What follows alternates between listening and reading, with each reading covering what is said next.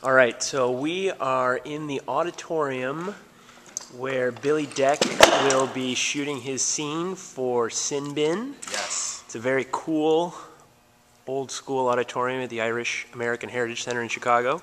Never been. This is pretty amazing. It is pretty amazing, yeah. Authentic. So, Billy, Yeah. do you mind telling us who you're playing in this movie? So I'm playing the Rio monitor, which I don't even know what that really is, the word Rio, but I guess the writers and directors had this thing that was like the detention room called the Rio. Ours was just called detention. So I'm the monitor. I'm the dysfunctional, mean monitor, which is like weird because the makeup person came up and she looked at me and said, okay, you're supposed to be a weird slacker or whatever, and she said, you're fine. You don't need to be touched up. You're just fine. And that was pretty, didn't do good things for me. But I grew this out for you guys. They said grow this out, so I did. Maybe that's what did it. So is that what you did to prepare for the role? That, and I got in a lot of trouble over the years. I've been sent to detention, not detention centers, but detention room when I was in school all the time. So I definitely saw it from this point of view. I've never actually been that guy, so I'm going to have to pretend I know exactly what that dude was thinking when he was staring at kids like me. So that's interesting then, yeah. So now the shoe's on the other foot a little bit, right? Yeah, but I guess that's the way it always is with acting, right? You have to sort of put the shoes on the other feet. Yeah. And tell me a little bit about some of the stuff that you've done. You know, it's weird.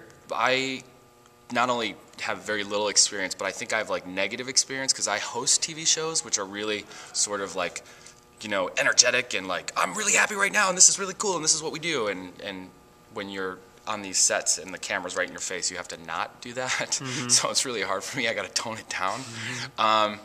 But yeah, every time a movie or a TV show comes in from out of town, I like to just grab a line or two if they'll take me in an audition and just be part of it, because I love when all the people in costume and lighting and every single part that makes a movie come together come, because Chicago has a huge community for film and TV.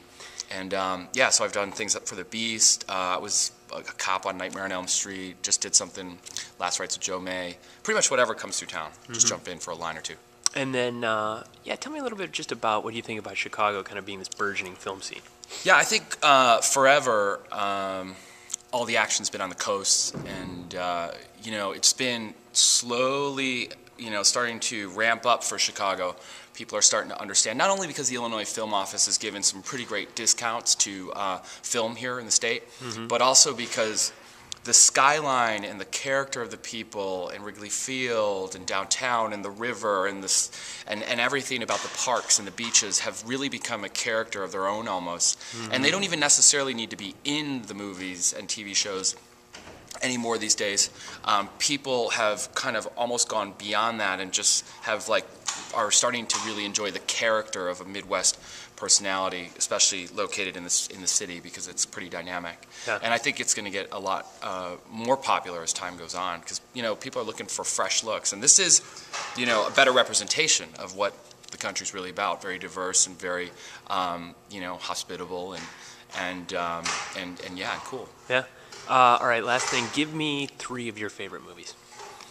Oh man, see, this is where I'm going to get busted out. I have no skills because I'm going to have to say I can't not see. If we're going to be honest, I got to say Conan the Barbarian and I got to say First Blood, because those were like the first 2 movies I got when I was allowed to take that walk down the street and actually rent movies by myself, and so I don't know, those were kind of big for me.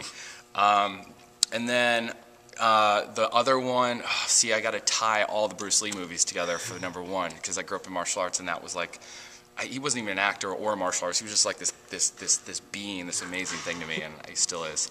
So yeah, those answers suck. I'm sorry. Perfect. All right. Anything else? No, that's it. I'm just happy to be here. I think this is gonna be really cool. These guys have a lot of character and I really know what they're doing. I saw Jeff Garland walk up to the guys and we're like, "You guys know exactly what you're doing. You guys are really like professional." And I've worked with a lot of guys in LA, and it was really cool to see him walk up to a bunch of fellow Chicagoans and say that to their face. And I think they're going to go home and realize that, especially when they see the cuts. Yeah. Anyway, thanks for having me.